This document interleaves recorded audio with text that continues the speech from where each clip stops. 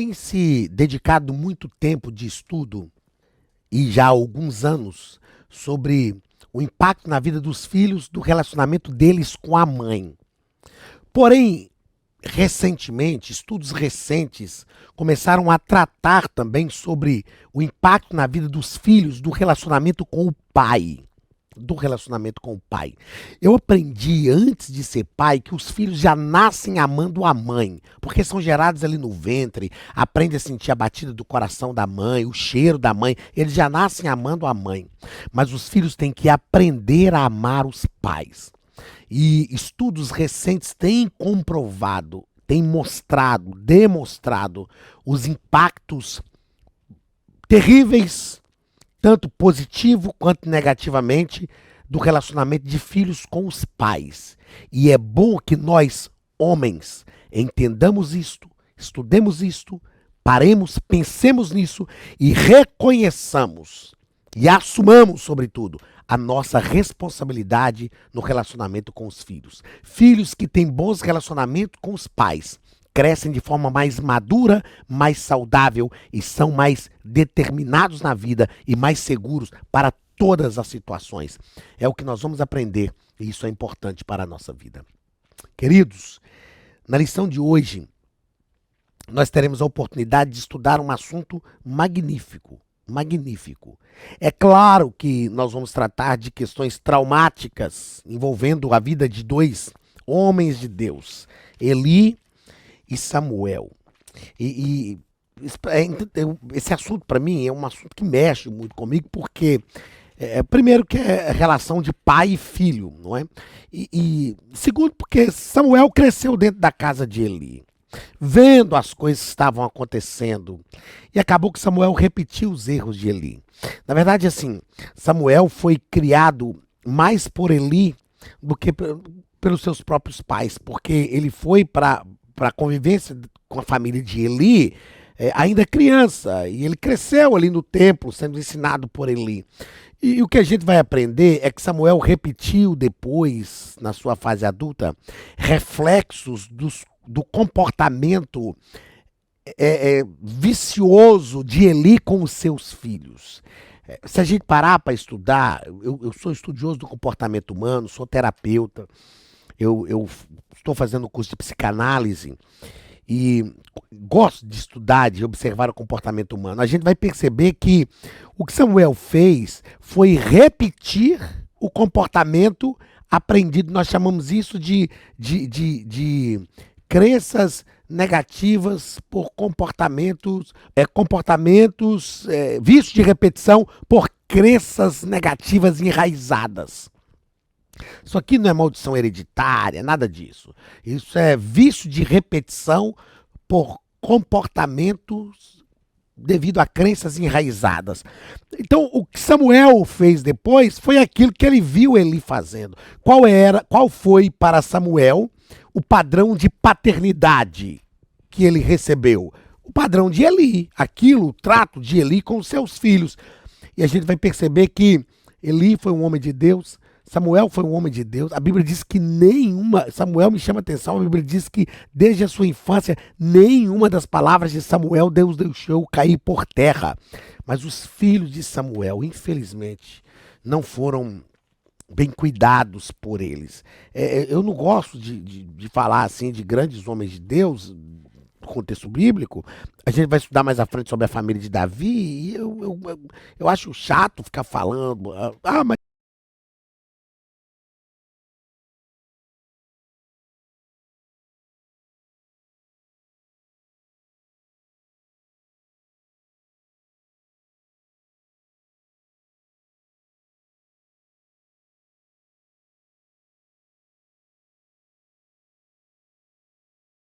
tanto de Eli quanto de Samuel, como homens de Deus, só deixa claro que eles eram seres humanos também, assim como nós, e que cometeram falhas. Nós também cometemos falhas. A aula de hoje é a lição de número 8, do dia 21 de maio de 2023.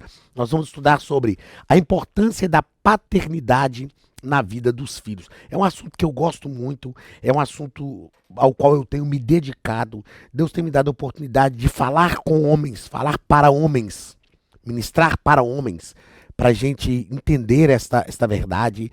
Infelizmente, muitas vezes nós batemos no peito como homens e falamos: a minha família sabe que eu amo, eu sustento a casa, sustento a minha família. E eu digo que até os animais irracionais sabem que tem que alimentar a cria.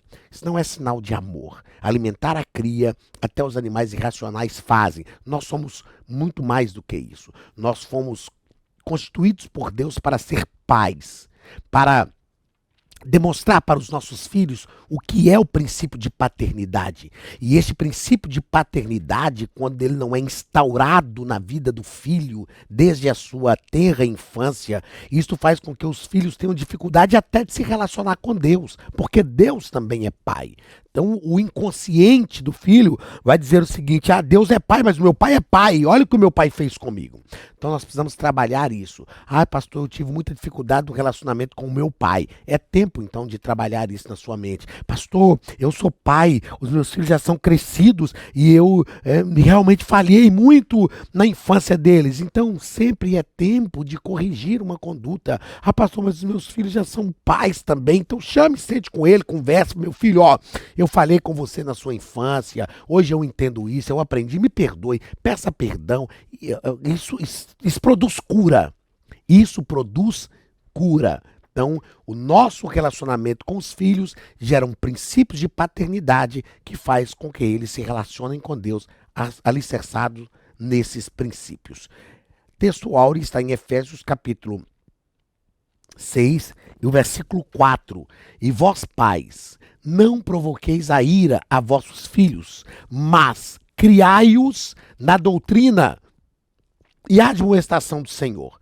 Tem pais que dizem: não, você tem que me respeitar, tal, o filho tem que obedecer o pai, isso é o primeiro mandamento, compromete, isso aqui não sei o quê, mas os pais não podem irritar os filhos. A gente também tem que respeitar os filhos. É claro que eu não estou dizendo aqui que filho tem que ser como pai. Eu vejo família: não, lá em casa é todo mundo igual. Lá em casa não, irmão. Lá em casa não. Lá em casa pai é pai, mãe é mãe e filho é filho. Nós precisamos respeitar esses princípios, esses critérios. Às vezes eu falo com alguns dos meus filhos: não, você vai ter direito disso aí quando você for pai, meu irmão. Quando você for pai, quando você estiver na sua casa, quando você tiver os seus filhos, aí você vai ser pai. Eu brinquei com os meus filhos uma vez, o seguinte: ó, na minha infância, os meus pais mandavam e eu obedecia. Por que agora que é a minha vez de mandar, vocês vão avacalhar o negócio? Não, eu vou mandar nesse negócio aqui, eu sou pai. Eu vou exercer o meu papel de pai. Além de ser o meu dever, é o meu direito. Eu tenho o direito de ser pai. É claro que tudo isso permeado pelo amor, envolvido pelo amor. Nós nunca podemos usar a nossa autoridade de pai para humilhar os filhos, para desprezá-los. Está aqui o conselho da palavra, o conselho não, a ordem de Deus para nós. Vós, pais, não provoqueis a ira a vossos filhos. Mas nós temos que estabelecer esses critérios e ensinar os nossos filhos que eles têm que respeitar isso. Um dia, o meu filho, o Benhur, que estava naquela fase dos 16, 17, 18 anos ali, que aquela fase está crescendo, se tornando homem e tal, e ele falou comigo: não, tem muitas regras aqui nessa casa, que não sei o quê. Eu falei: meu filho, as regras aqui não vão mudar. E eu tenho certeza que você vai aplicar a maioria dessas regras quando você tiver filhos também. Tá bom? Então, eu te amo, mas as normas são essas, as regras são essas, e vamos convivendo aqui e Deus vai nos abençoar. Glória a Deus, bem, hoje tem 21 anos, eu falei na aula passada, tá parado na caminhada cristã, mas nós nos relacionamos bem, muito bem. Eu amo o Benhu, é o meu único filho homem, tem mais 4 meninas lá em casa e o Benhu, que é o único menino, e eu falo com ele que eu vou deixar o meu legado para ele. Eu falo com o Benhu: você me fez ser homem. Porque quando ele nasceu, a minha ficha caiu. Puxa vida, eu tenho um filho homem. Eu tenho que ser homem de verdade agora para deixar um legado para ele, para mostrar, ensinar para ele o que é ser homem de verdade. Então eu falo: bem, você me fez ser homem.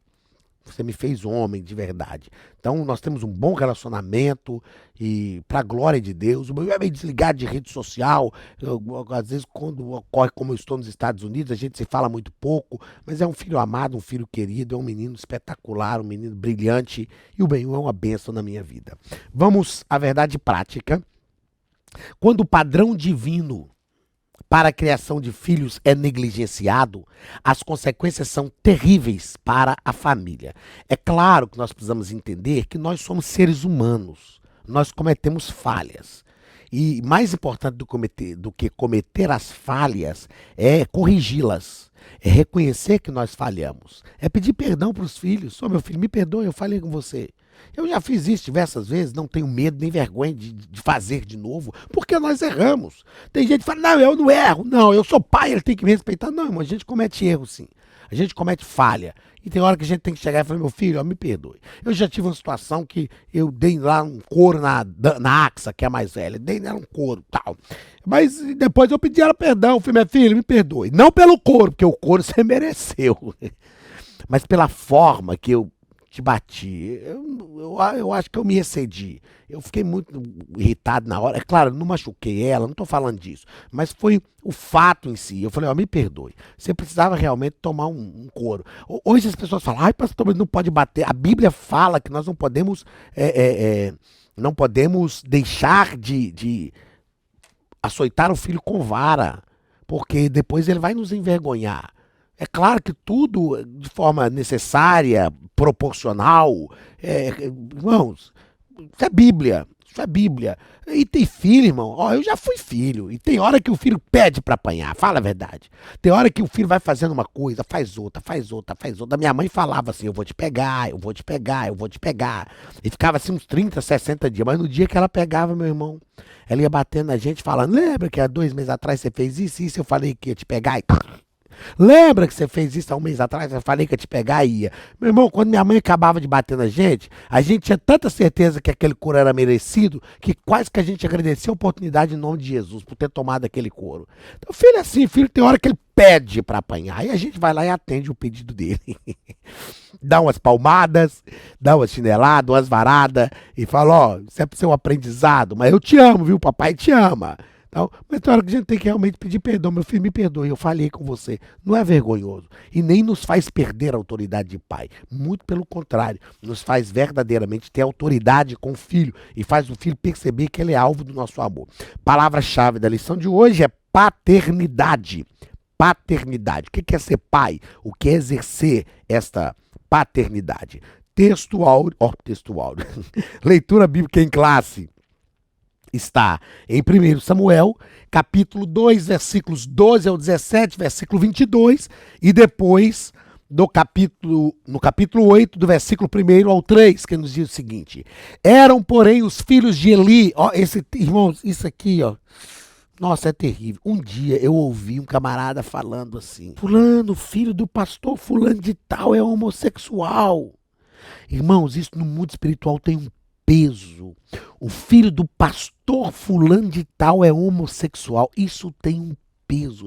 Isso entristeceu tanto o meu coração. Tanto o meu coração. Por quê? Porque, claro, a gente não deseja para os nossos filhos que eles trilhem um caminho que a gente nos ensinou. Eu já falei outras vezes aqui, lecionando as nossas lições, não é que a gente discrimina o homossexual, não, é um ser humano como a gente, que nós amamos, que nós respeitamos, não concordamos com a prática, porque a Bíblia nos ensina assim, a nossa fé, até a nossa Constituição brasileira, né? A nossa Carta Magna, a Constituição Federal, ela nos dá esse direito de expressão, livre expressão religiosa. Não é aqui desprezando, não é rechaçando, não, muito pelo contrário. Mas a palavra de Deus nos ensina sobre isso.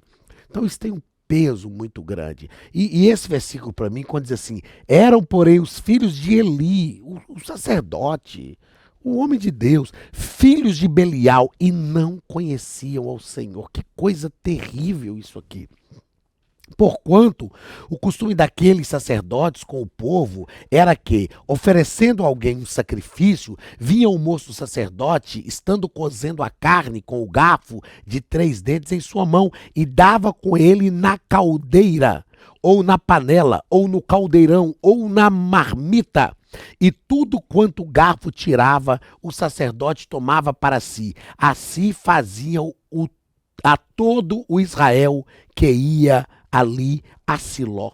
Havia uma ordem de Deus que quando o sacerdote enfiava o garfo no caldeirão, o que saísse ele tinha que pegar e comer, porque ele acreditava, isso aqui é Deus que está me dando.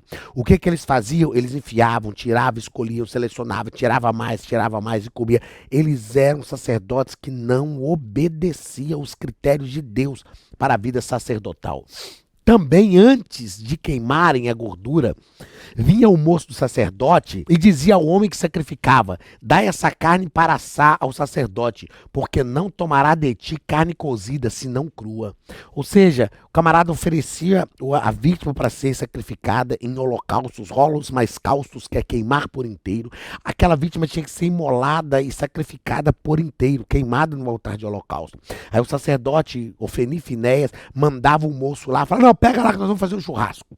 Esse camarada está sacrificando aí, mas não estou nem aí pro sacrifício dele, não. Nós vamos fazer um churrasco. Isso aí não vai ser sacrificado ao Senhor, não. Isso aí vai ser sacrificado a nós. Vamos fazer um churrasco com isso. E assim, eles se tornaram depravados no trato com as coisas sagradas. E dizendo-lhe o homem: queime em primeira a gordura de hoje, e depois toma para ti quanto desejar a tua alma. O sujeito estava fazendo o sacrifício e dizia: não, deixa queimar a gordura de hoje, depois vocês pegam.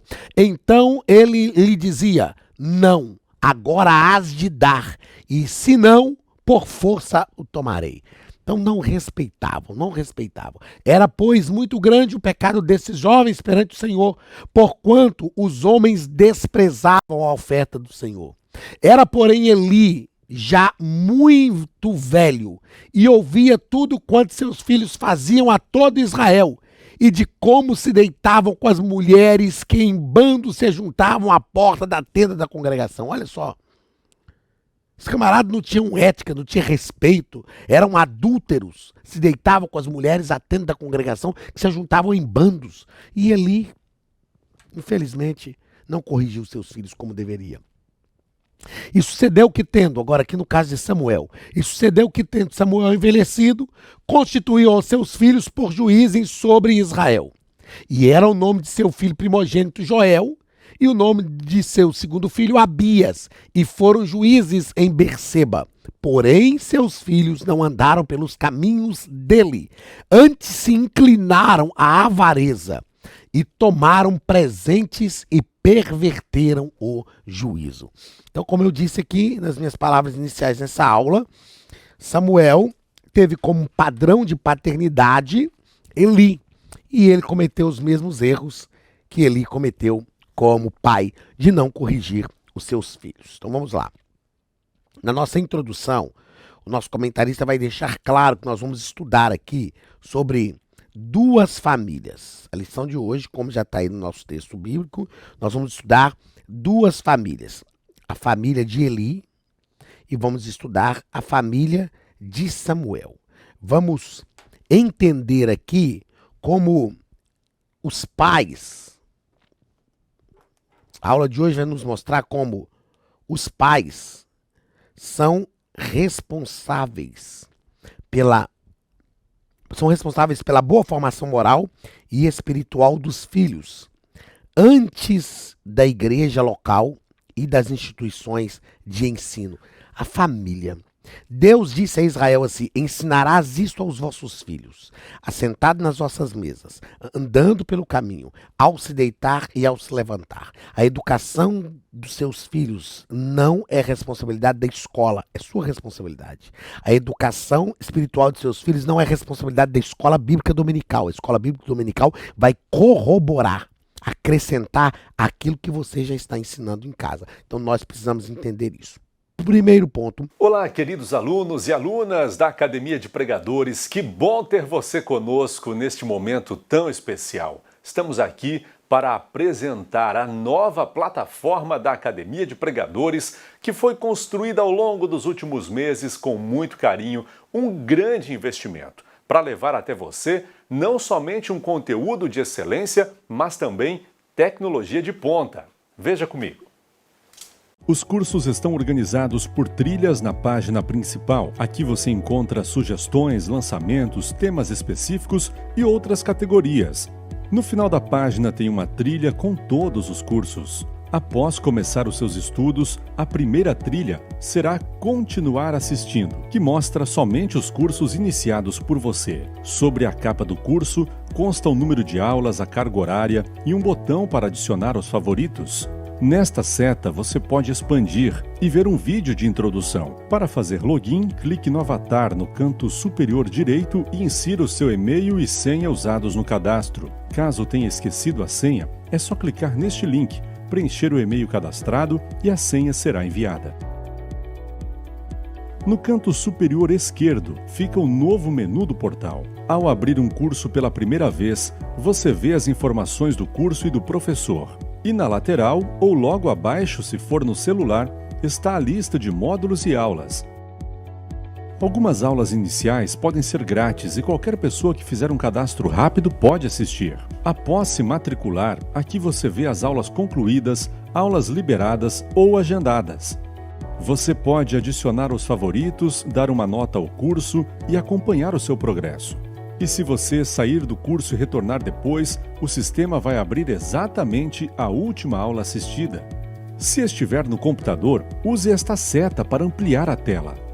Logo abaixo da videoaula você encontra os links para baixar anexos, como áudio e apostilas. E neste campo em branco, pode fazer as suas anotações enquanto assiste. Depois é só imprimir ou salvar. Quando terminar o curso, clique no botão Emitir meu certificado e ele será gerado automaticamente no mesmo instante e sem custo. Clicando no avatar, você tem acesso ao seu perfil e histórico de pagamento. Em Meus Cartões, pode adicionar um novo cartão de crédito para fazer o pagamento do seu plano. Se você já era nosso aluno e seu cartão não aparece aqui, adicione um cartão na nova plataforma. Então aproveite as novidades e clique em Assine Agora. Escolha um dos planos, venha para a Academia de Pregadores, a maior escola bíblica online do Brasil.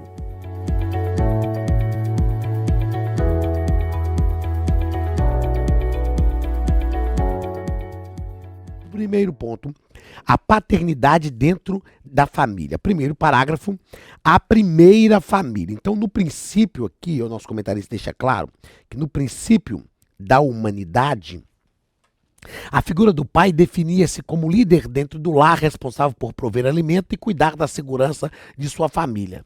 O papel da mulher, não, tira aqui o papel da mulher, que nós não precisamos tratar aqui agora do papel da mulher. Então esse era o papel do pai. Era um papel mais de provisão. Um papel de provisão. E o texto bíblico vai nos dizer, e o nosso comentarista deixa claro aqui pra gente, que Eli e Samuel,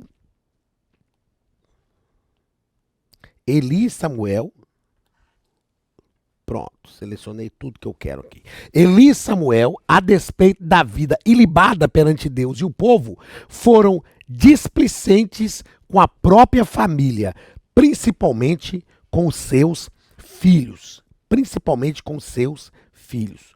Quando nós aprendemos sobre a ordem hierárquica da nossa vida, nós aprendemos que a ordem é assim, ó, primeiro Deus, depois o indivíduo, que sou eu, indivíduo, depois a família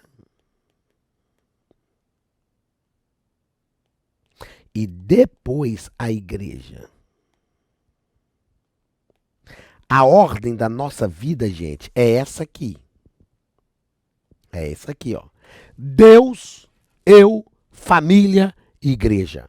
Deus, indivíduo, família e igreja. Nessa ordem. A igreja não vem antes da família. Aliás, Paulo, ao falar sobre os critérios para quem exerce o episcopado, deixa claro que é importante que aquele que exerce o episcopado, isso aqui, ó, tá ligado aqui, ó. Aquele que exerce o episcopado, cuide bem da sua própria casa, porque como pode cuidar da casa de Deus se não cuida bem da sua própria casa? Infelizmente, Eli e Samuel cometeram esta falha e pagaram um preço alto por causa disso. Alto. Segundo parágrafo, a falta de autoridade no lar. Estes pais, ó, os pais, vamos lá, eu quero até aqui, isso. Os pais, os sacerdotes Eli e Samuel eram homens que exerciam autoridade no serviço sacerdotal, mas foram descuidados com a relação no lar. E infelizmente, diz aqui o nosso comentarista, ó, infelizmente,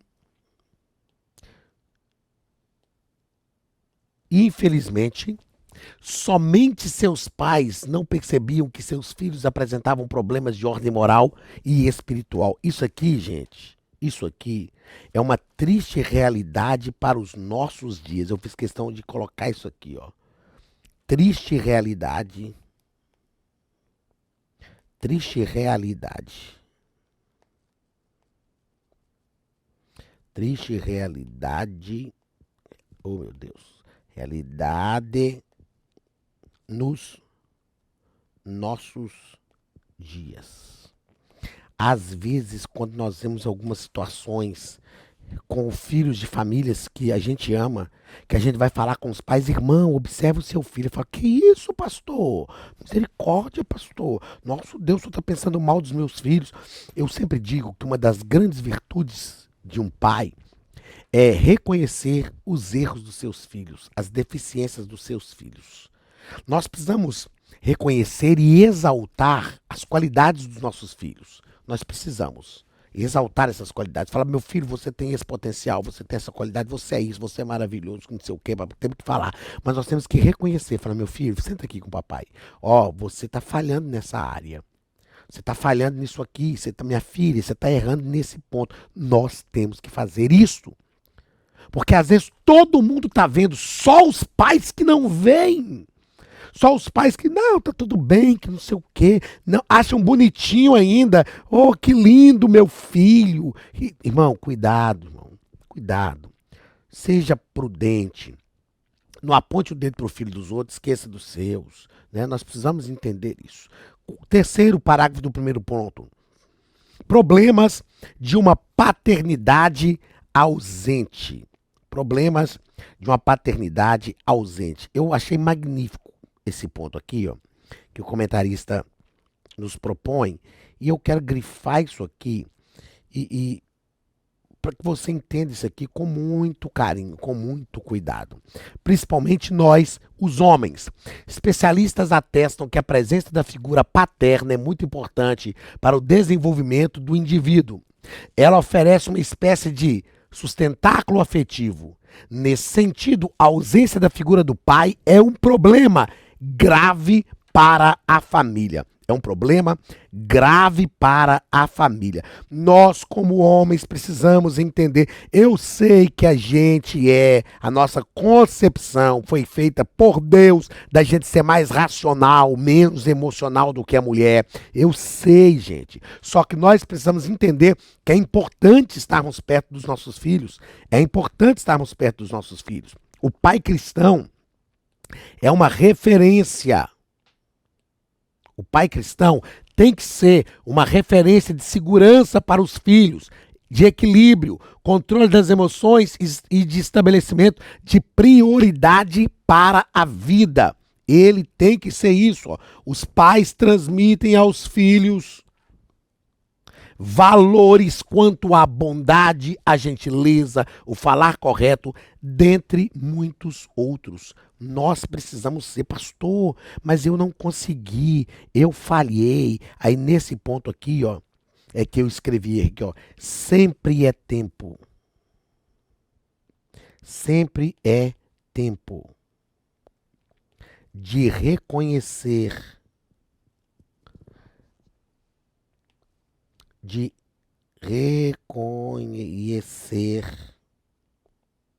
sempre é tempo de reconhecer erros, pedir perdão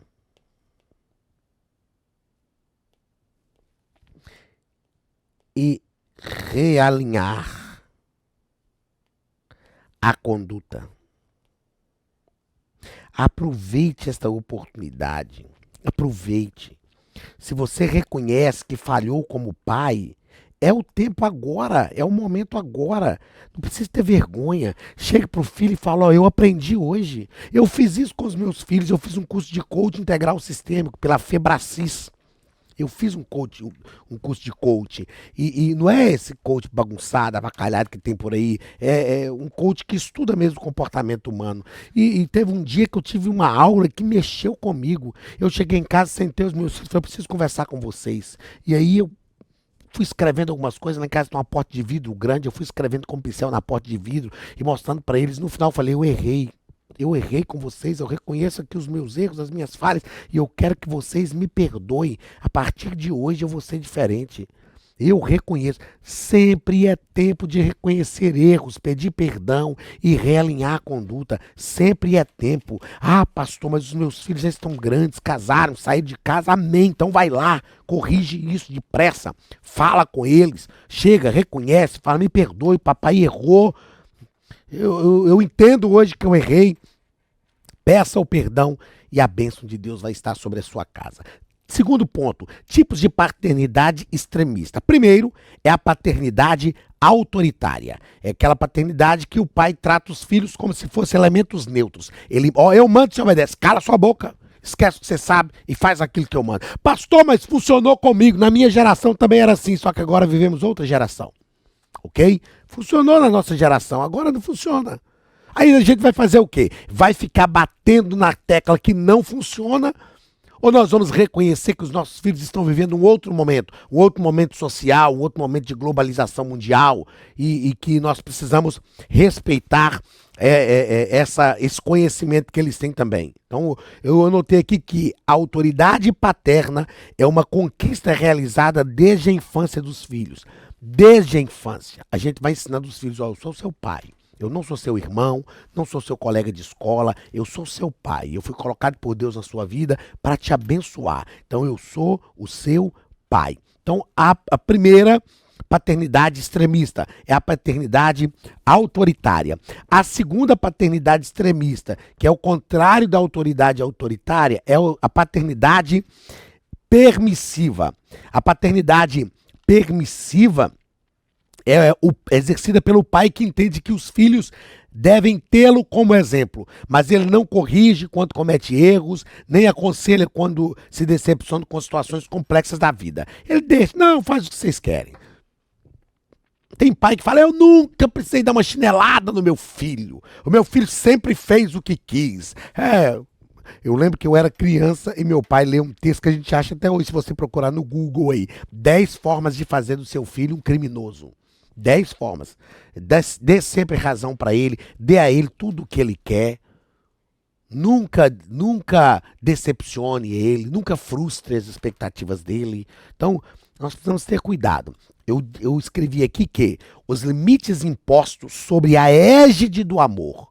Como pais, nós precisamos impor limites, mas que esses limites sejam impostos sobre a regência do amor.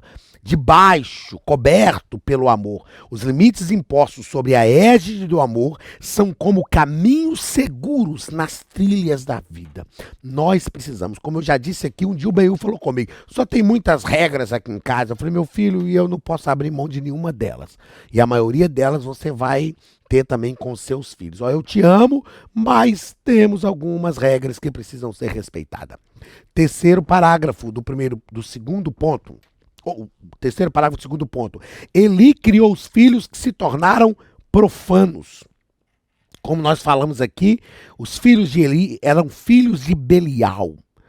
O que é ser filho de Belial? O nosso comentarista fala aqui que é filhos sem proveito, imprestável, inútil. Meu Deus, é ruim de ouvir, é ruim de ouvir. Nós precisamos entender que a família é o primeiro órgão de controle social no qual nós somos inseridos.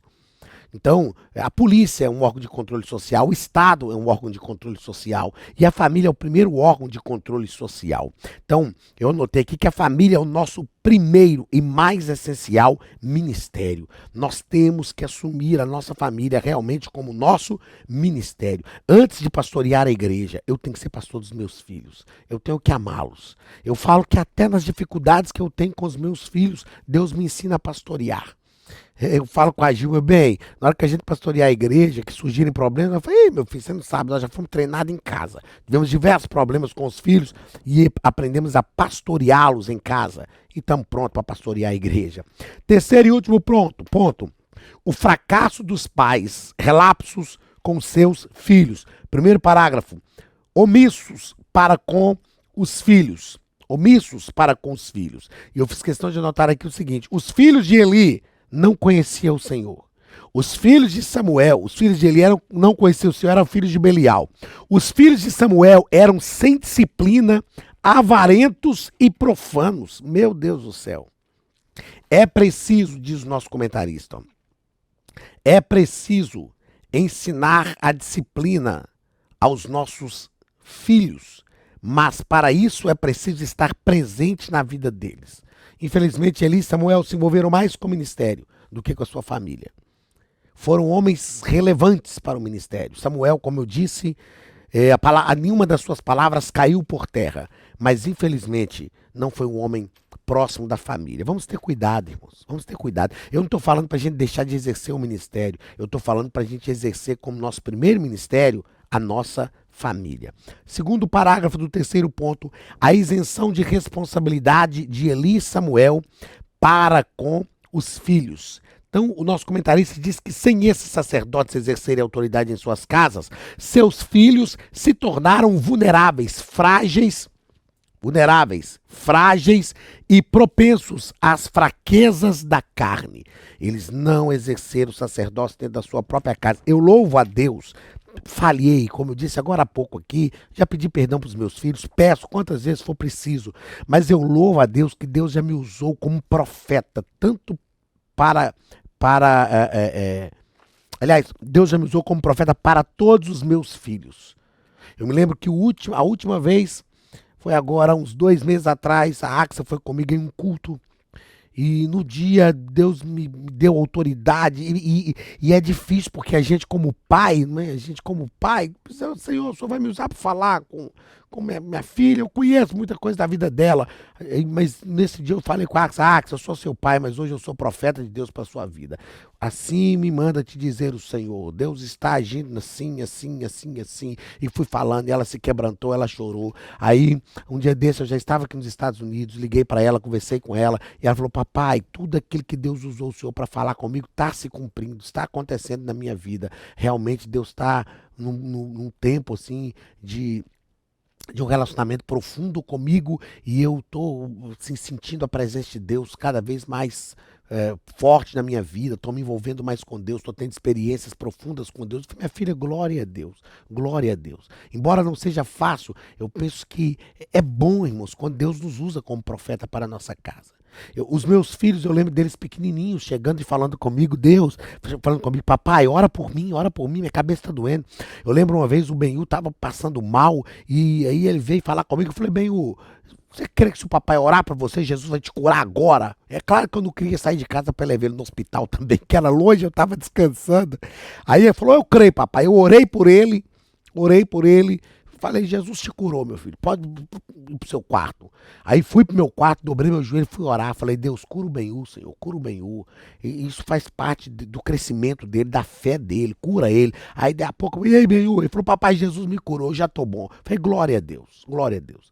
Eu contei esses dias num culto que eu estava preparando a minha documentação em 2009 para pegar o visto para os Estados Unidos e eu tive um visto negado em 2006, aí em 2009 eu estava preparando a documentação, meio desanimado, não sei se vão me dar o visto, que não sei o que e tal. E aí quando eu estava arrumando a documentação, o Benhu chegou para mim e falou, papai, o que o senhor está fazendo? Eu falei, meu filho, estou arrumando minha documentação para tentar o visto de novo para os Estados Unidos. Aí o Benhu olhou para mim, deu um sorriso e falou, pois é, papai, Deus sempre cumpre as promessas que ele faz pra gente, né?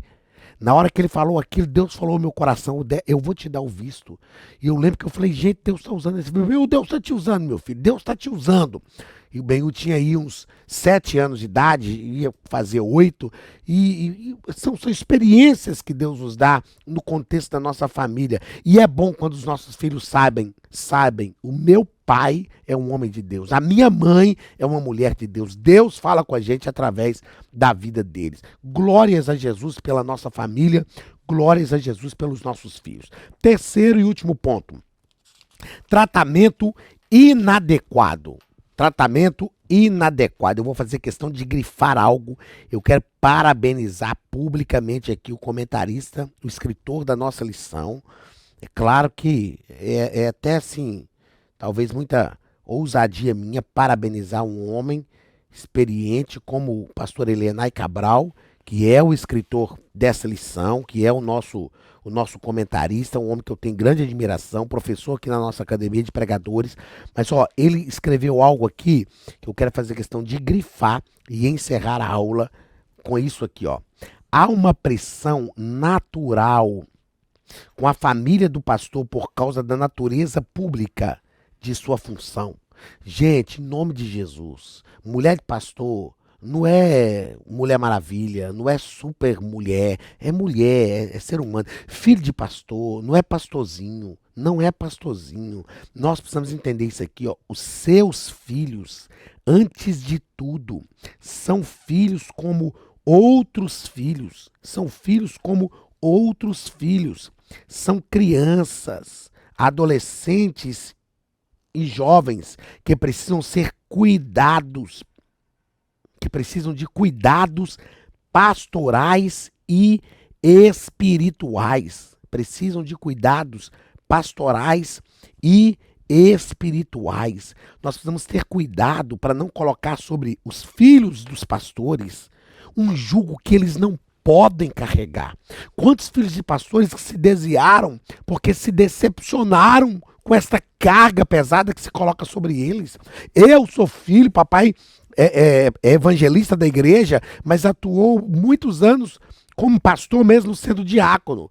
Cobram da gente coisas que a gente não pode suportar. Então nós precisamos tratar a família do pastor como uma família, mais uma família da igreja. É claro que a gente honra o pastor, honra a sua esposa, honra os seus filhos, porque são filhos dos nossos líderes, esposa dos nossos líderes, mas nós não podemos colocar sobre eles um jugo que eles não podem carregar. Então, se eles não podem ter tratamentos privilegiados, como, não, pecou, mas é filho do pastor, então deixa pra lá, não. Ele tem que ser tratado também. Se eles não podem ter alguns tratamentos privilegiados por serem filhos do pastor, eles não podem ter a carga mais pesada por serem a família do pastor. Queridos, que Deus nos ajude, que Deus nos guarde, que a nossa família esteja diante do altar de Deus, seja cuidada por Ele, tratada por Ele. Que nós oremos por irmãos, amigos, companheiros de ministério que estão sofrendo com filhos afastados dos caminhos do Senhor. Que nós nos unamos a eles em oração para que o nome de Jesus seja glorificado e que o diabo seja envergonhado, que eles sejam resgatados para a glória do nome de Jesus. A nós somos homens, que nós exerçamos uma paternidade responsável e que a nossa família seja uma bênção a partir da nossa vida como sacerdotes do nosso lar. Deus te abençoe. Um abraço, pastor Anderson Silva, da Academia de Pregadores, e até a nossa próxima aula, em nome de Jesus.